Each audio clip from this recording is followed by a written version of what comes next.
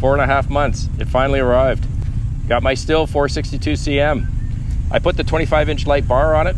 It's a version 3, and it's ready to rip into the nearest log.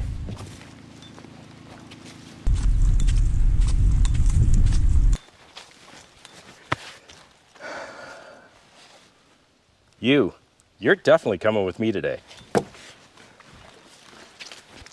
I gotta be honest, I've been chomping at the bit to spin this thing up for the last couple of days, but I didn't think it'd be fair if I spun it up without you good folks. I'll meet you out at the log pile.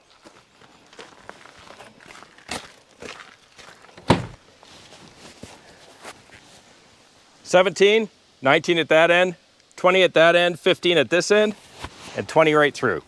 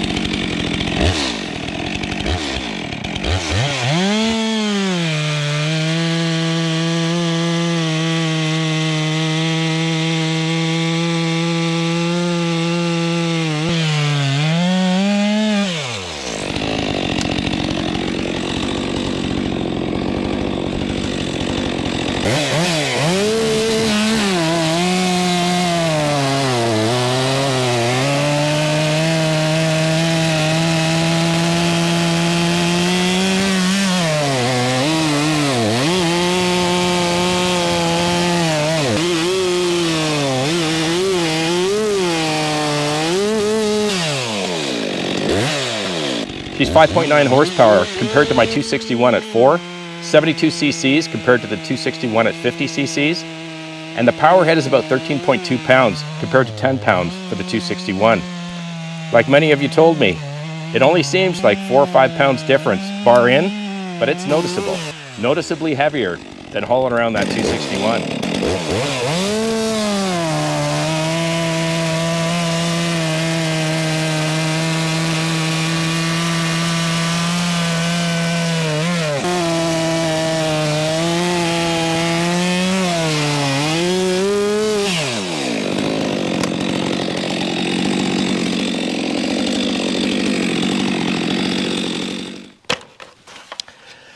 Wow, what a difference.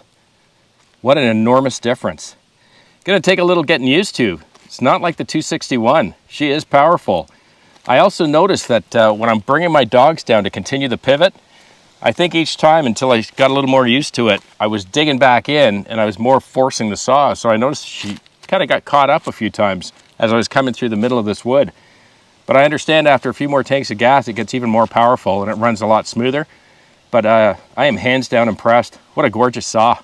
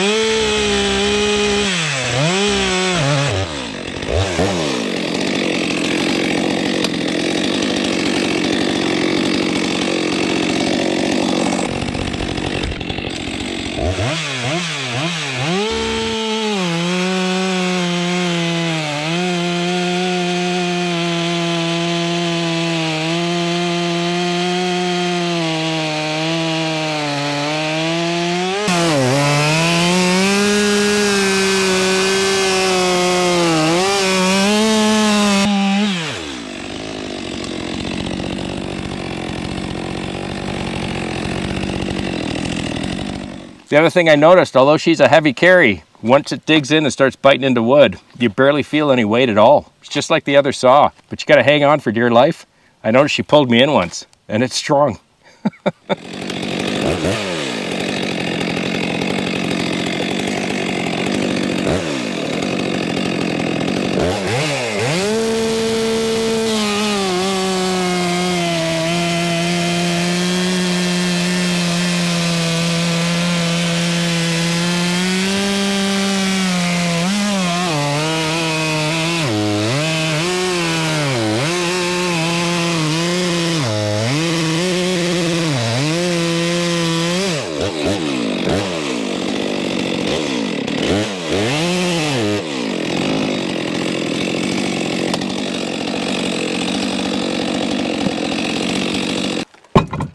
You folks remember that big oak in the forest we felled at Christmas time?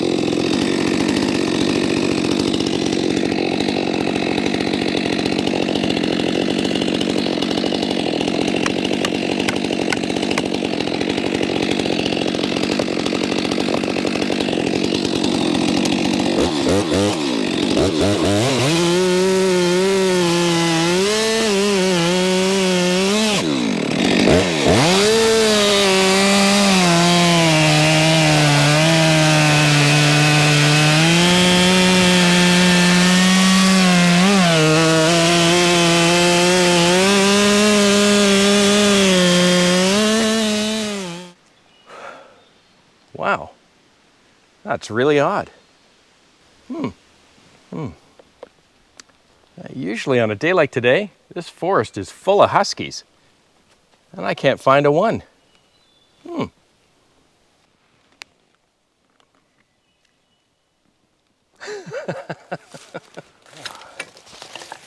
Wow, happens a lot when you get a lot of compression between your cuts. And I just experienced the first pushback or pullback, they call it. I get it from time to time with the 261. It's not that big a deal. But that guy, whew, just about threw me off my feet. Anyways, we relieved the pressure. Let's cut up a few more.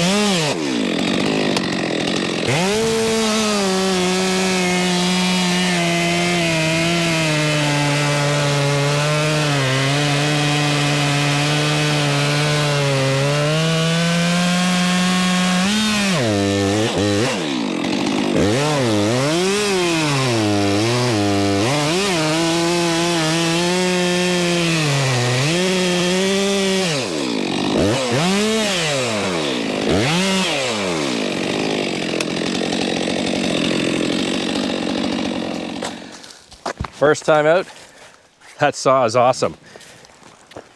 Oh, definitely worth the wait. If you guys remember, I used to have a 251 and I traded it in for the 261 2 years ago. And that was a jump in power and became manageable. Very lightweight saw, lots of power. The difference between the 261 and this 462, it's a leap in power, but I love it. She's a wonderful saw. And as I mentioned to you, she might be a little heavier to carry, but once it gets into the wood, you don't feel any weight at all. She runs real nice. So I think I'm all set up now. I've got the Oregon CS300 for limbing. My 261 is going to be my go-to everyday carry. And I've got the 462 now for the big wood. And hey, don't get me wrong. That 261 will pretty much cut through anything. Might take a little bit longer or be a little tougher to get through the big stuff, but it'll get through. But I think, just like the tools in your workshop, chainsaws are no different. There's different sizes for a reason. And you most likely don't have one hammer in your toolbox. You can certainly put a stake into the ground with a claw hammer, but sledge might be a little better suited for the task. Well, I think we're going to wrap it up for the day. Like everything on the channel, I show you good folks, the good and the bad. I don't cut out the bad parts. And hopefully we can follow that new learning curve together. Have a wonderful week with your families. And please be kind to each other. I'll see you again right here. I'm Gord Potter, and you've been watching GP Outdoors. Cheers.